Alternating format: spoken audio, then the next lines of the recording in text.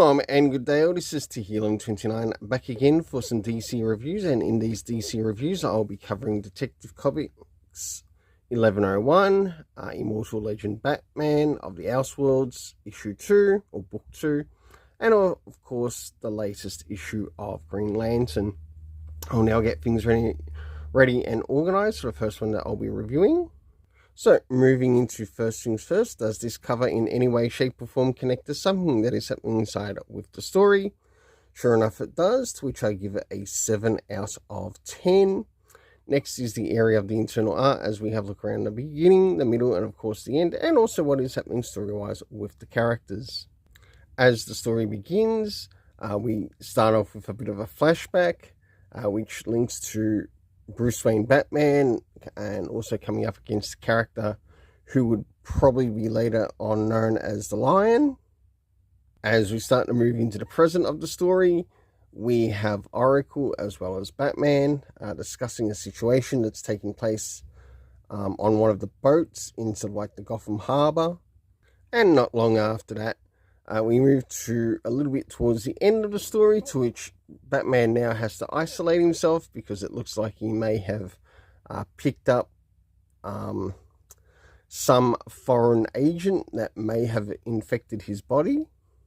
So for the internal art, I give it a 7 out of 10. Next is the area of the story, to which the story rating, considering how far we are issue-wise, must at least include maybe a comic book reference or comic book issue reference to somewhere that might be important in this particular story run, to which there is none. Next is the area of time, to which we had then, now 30 minutes later being used. Next we have the area of locations, which we have Gotham. Of course we have the Belfry where Oracle is, and also Central City with Mr. Terrific. Next we have the cast of characters consisting of Bruce Wayne Batman, Barbara Gordon Oracle, Mr. Terrific, and of course the character known as the Lion. For my overall rating, I give it a 7 out of 10. Now it's time to move into the Immortal Legend Batman Book 2. So as we start to move into Immortal Legend Batman Book 2, I was actually meant to receive a variant cover with this, but due to some neglect through my LCS, they didn't pay attention to some of the things that I asked for. I didn't quite get that cover, but I've had to have it reordered through, so it will end up turning up about 2 weeks later. But let's move into first things first. Does this cover in any way, shape or form connect to something that is happening inside with the story? In some essence it sort of does, to which I give it a 6.5 out of 10. Next is the area of the internal art, as we have a look around the beginning, middle and of course the end, and also what's happening story-wise with the characters. So as the story begins, we notice that I guess a space clanker of sorts has been invaded by space pirates, and of course there's no one there to sort of like save them, and now it becomes like a hostage situation. As we start to move forward towards the present, we do get to see some fighting going on, as well as some, and a little bit maybe in between of part training as well. Of course we have this Elseworlds version of Bane, and I think I've seen better. It ain't the greatest of Banes, but it's an interesting looking Bane. And last but not least, towards the end, to which we do get to catch up with Batman along with his sidekicks. For the internal art, I give it a 6.5 out of 10. Next is the area of a story. So in this for the story racing, it comes under time, location and cast. And seeing that this is like an ongoing story, it might not require comic book references.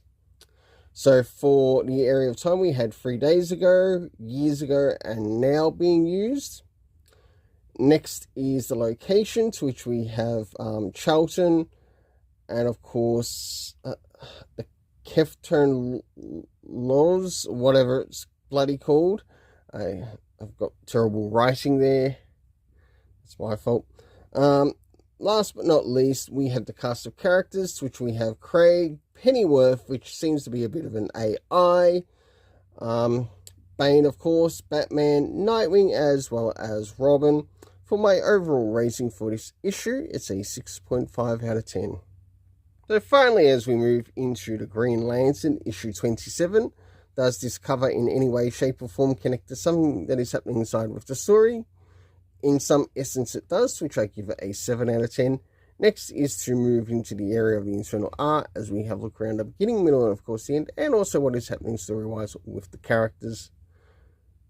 So as the story begins, we do catch up with a couple of the Green Lanterns, and this seems to be a bit of a flashback of sorts as to where some of these characters have come from, to where they are now.